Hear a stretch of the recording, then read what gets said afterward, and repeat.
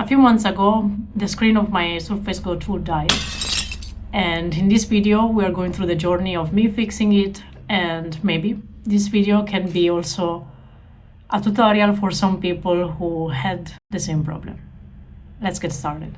I tried to look for a replacement screen online on Amazon, and there are some basic tools that you can use, although they're not the best ones. Nevertheless, I gave it a try, and when they arrived, I had these tools plus some extra tools that I found around the house. Before you start removing your screen, you need a heat gun. And in the description of this video, you can find some links to purchase one. If you use the heat gun on the screen, it will warm up your screen and you will be able to remove it more easily. In my case, I didn't have one and I went the hard way. As you can see here, I removed part of the screen and it's a very tedious work. At this point, it felt like I lost 10 years of my life.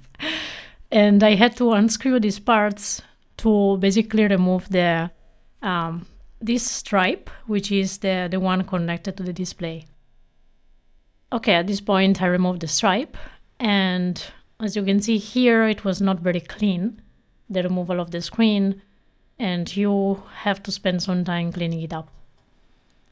So I was on vacation when this happened, and I didn't have all the right tools. So I grabbed a pair of scissors and I tried to remove all the residual parts with the scissors. And yeah, it took quite a while, but eventually it worked. Here you can see the difference between the parts with residual and the parts that were clean up. At this point, you have to remove this. And you can use some tools. Again, here I had everything I catch around the house. I had to remove this component, and once it was removed, I could very slowly detach this part over here. There is also this part on the right that has to be disconnected. And if you notice, there is a white part that you can lift up and then you can slide it out. At this point, I could remove the black film completely. The next part was to remove this on the right again, so I used my magic scissors in the style of This is Sparta, and I tried to remove it. And I can tell you, this works better than yoga to drain your patience, because it's a very long journey. At this point, you thought the worst is over, but no, because this is the hardest part. So you have two brown films here, and you have to lift up the white part, like I'm trying to do here, and you have to be very careful because there are some pins below, and if you damage one of the pins, then the touch display won't work anymore. Which is basically what happened to me, because I forced it a little bit too much, and as you can see, one of the pin was damaged, and the touch display was intermittently working once I finished. So be very careful. Then you have to remove this entire part, which is glued to the screen. At this point, you probably prayed all the saints in heaven to arrive until here.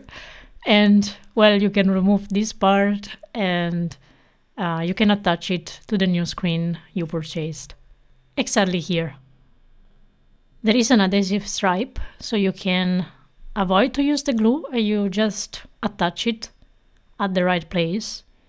And you have to make sure that the lateral stripes, the films, these ones, are in the right position.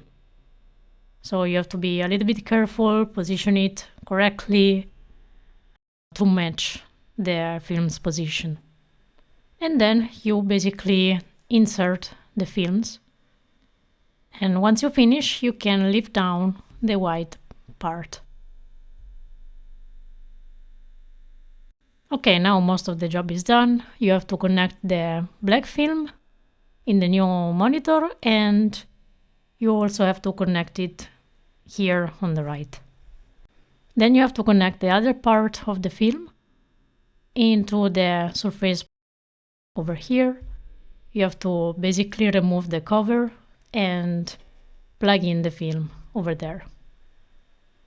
It should look like this. And at this point, I felt like I went on a journey in Tibet of meditation, because I have to be careful on many things and proceed very slowly.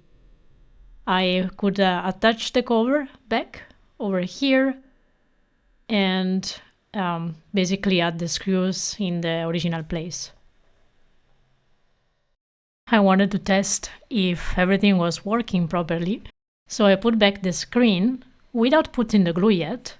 I just put it back manually and I tried to turn it on. Press Windows plus U, or select the accessibility icon in the bottom corner. At this point, I thought the computer was talking to me like a detonating bomb, and I thought, okay, maybe something is not connected properly. So I tried to reconnect all the films here, but also here and here. Then I tried to turn it on again, and at this point the suspense was very high. And it worked! I saw the Windows logo finally. But then I started watching the loading going on, and I started panicking. But finally it turned on. Look at that happy face. At this point I could use the glue on the borders of the surface to glue back the new monitor into the surface. At this point I realized that the touchscreen was not working very well, but as a workaround I use an external keyboard, which, yes, I get it, it's not ideal, but, well, it worked. In the end, I was very happy that I managed to replace the screen and I have my Surface back. If you liked this video, subscribe and leave a comment. Bye!